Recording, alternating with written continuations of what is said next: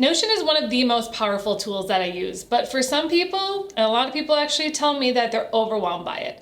So today I'm going to be walking through a new framework I've created to help you decide if Notion is for you and how I would recommend using it, especially if you're a beginner or just using it for the first time. A lot of people over the last couple of years inside of my Facebook group, which is called Notion for Neurodivergent Entrepreneurs, or in the comments of this YouTube channel have told me sometimes they forget to open Notion, they get overwhelmed, they don't know where to start.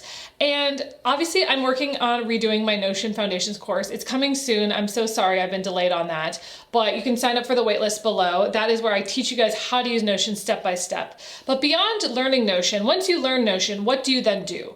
So one of the things I wanted to talk about is a new framework I created. It's called the S.P.A.C.E framework. You know me, I love my frameworks.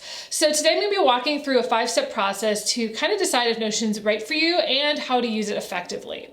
So let's start with the first letter, which is S, and that stands for start small. So the problem is that most people open Notion and they think they need to have everything there, which is not going to happen overnight.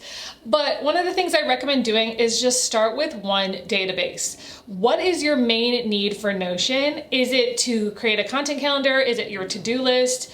Is it something else that you're trying to track, a project or something, maybe creating a book list? Start with one database and just work on that for a week. Use it every day for 30 minutes to an hour.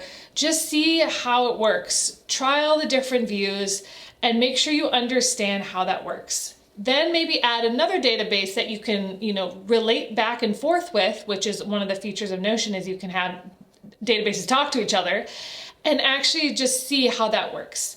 To me, the only way to learn Notion is by actually playing around with it, trial and error, figuring out how all the buttons work. And of course, watching a video will be helpful for this because it kind of saves you some time. But I also think that you're not going to learn Notion until you actually use it. You can only watch so many videos before playing around and being like, oh, that's how that works. It took me about 6 months to really feel like I knew Notion. And now, I've used it now for 4 years. So it is like second nature to me at this point. But that's not gonna happen in one day. I'm so sorry if you're thinking you can learn Notion in a day. That's just not gonna happen. I feel like I've mastered it now. I feel like I could teach it to anyone. I feel like I could create anything with this software. But I feel like a lot of people maybe aren't willing to spend the time to do that. And if you're not, Notion might not be the software for you. It is going to be some time to learn and some time to figure out. So if time is not a big thing for you, Notion might not be the right tool, and that's okay. But I just think, starting small with the one thing that you need is the first step in the process. Okay, so the next step, which is P, is personalize it. Now, one of my favorite terms that I've created over the last year is the word Frankenstein, and using it as a verb. So to Frankenstein your system. Now, a lot of us, what we do when we first learn Notion is we watch all the videos, we download all the templates, and then we get super overwhelmed and nothing's talking to each other, and you're like, oh my God, what's going on? One of the things you have to do is figure out what do you actually need, how do you personalize it for yourself, and not use other people's systems. I love my templates. I have created them for me, but I have them available for people to buy. It's a good starting point, but most people have told me that that's not how they finish with the templates. Or they just want something to kind of get started, but then they go and they ask me like, can I customize it? I'm like, yes, that's the point. You have to customize your Notion templates or they're never gonna work for you. That's the thing about other softwares I didn't like ClickUp and Asana and Trello, is they were set for me. I couldn't make any changes to the entire system. It was whatever they wanted was how it was set up. Notion is a build your own adventure. It's like building with Legos. You can do however you want, but you just have the little Lego pieces that everyone else has, and then you can literally customize it however you want. And I love that about it. I'm a very creative person. I love coming up with new ideas for Notion. And if you're not as creative and you're really structured and you don't want all these options, it might not be the platform for you. But if you are, and you are creative like me, it might be the perfect option. So to summarize that, use what's useful, ignore the rest, and just figure out what works for your brain and personalize it in a way that makes sense for you. One caveat to this, sometimes people become perfectionists. It has to look perfect. Here's the thing, no one's seeing your Notion. I only share it on YouTube, and that's it. Like, and I have to like go through and make sure everything looks good before I share it. But most of the times my Notion is not the most aesthetically pleasing.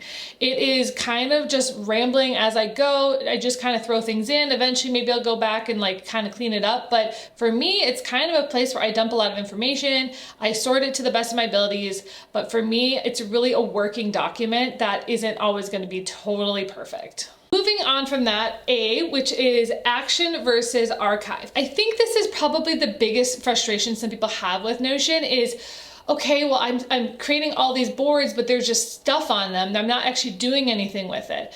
One of the things you have to learn about Notion is you have to choose how to use it. Is it going to be an archive for you where you store information, or is it going to be an action-oriented platform?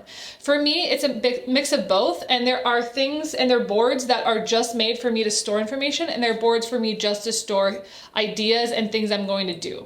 One of the biggest tools that I found that helps with this is Notion Calendar. I love calendarizing my to-do list, calendarizing my ideas. So I use Notion databases, import them into Notion Calendar, and then sync them alongside of my Google Calendar.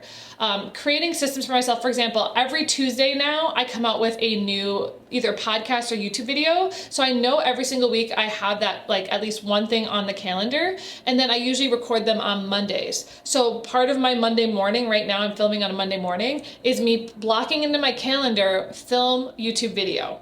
So I know that every single Monday morning that is going to be on my to-do list, and so I can put that on my to-do list, bring that into Notion, and so I know that's what I'm working on. So I've done some videos on Notion Calendar. I highly recommend checking them out. It's been very, very helpful for me to visualize with a calendar the things that I need to do versus just having them on a list. So to me, the calendarization of Notion is probably one of my favorite things about it. And, you know, there's other databases that I have that don't even need a calendar because they're just storing information, whether it's all the books that I've read or movies I've seen. It really just depends on what you need it for. So make sure that you decide which databases are going to be action and which ones are going to be archive. And that's probably one of the biggest things to know about Notion. All right, so I kind of talked about this a little bit already, but I wanted to mention it again because it is probably the biggest thing I see from people is perfectionism. So cutting the perfectionism. Most people give up on Notion because it's not pretty enough, or they forget to update it and then they just get overwhelmed and like, oh, screw this is too much work. One of my favorite things about Notion is that it is sitting there waiting for you to use it. It is not a perfect, pretty picture. And if you're just relying on aesthetics, that is not productivity. That's actually procrastivity, which is one of my favorite words. It's procrastination meets an activity, which Notion can come to if you are just spending time changing little things that maybe don't matter. But for me, what I've learned in the last couple of years is only make Notion boards about things that you feel like you're actually going to use in the future. For me, what I stopped doing was changing all the tiny, tiny little things that doesn't matter and really just focusing on the big picture and the things that are going to move me forward. I do think that for me as an autistic ADHDer, I tend to go to Notion when I'm feeling overwhelmed because just tinkering around does make me it makes me feel like I'm being productive even when I'm not. So just know that that is temporary, and that's just kind of, it's almost like a stim for me to be able to just kind of work on some of my Notion boards. But for me, I know that that's actually not bringing me closer to where I need to be. So I need to step out of Notion and make sure I'm actually doing work outside of it to actually move my business forward. So if you spend too much time in Notion, I will say it is going to be a time suck and it's going to take away from your actual productivity. But one of my favorite things about Notion is that I know where everything is when I need it, and so I can find things quickly. And it's helpful for me when I am feeling overwhelmed. I can just be like, okay, like Notion honestly calms my nervous system because I just feel like, oh my gosh, there it is. It has everything I need. I know how I can organize this moving forward. The biggest thing that I just want to come away with this one is don't let perfectionism shame you into not using Notion. It is your tool. You do not have to have anyone else see this. This is not something that you need to look pretty to impress anyone. It is a system that you use for yourself. Finally, the last letter of this video is E, which is evolve over time. If you look at some of my earliest YouTube videos on this channel about Notion, looks completely different than the ones I've been doing now. And in fact, I probably haven't even seen the latest version of my Notion because I haven't done a video on it in a few weeks. So for me, it's constantly evolving. The software itself is evolving. They just launched a bunch of AI options. They're going to be redoing some of the layout of Notion. So there's a lot of stuff coming that, is constantly changing. They just launched Notion Mail. There's just so many updates that are so, happen, and then all of a sudden things, make so much more sense. There's charts now. There's so many cool things that Notion has, and it's going to continue to evolve. So for me, what I love about my system is that I have learned a lot about myself over the last couple of years. I've done a few videos about some of the frameworks I've created. Those have evolved. My 13 pillars that I used to talk about all the time, I still use them, but not as much as I did maybe 3 years ago. So I absolutely love that Notion is an evolution. It's constantly changing, which I love as an ADHDer because I just love that dopamine rush. But I think there's a lot to Notion where it's never a final product. You're never gonna be done with Notion. You're not gonna set up something and it's like, ta-da, it's a project, I'm done. It's a constantly evolving thing that works with you, and it's a working document. In addition to this, I think one of the other biggest game changers I wanted to mention is using AI and ChatGPT with Notion.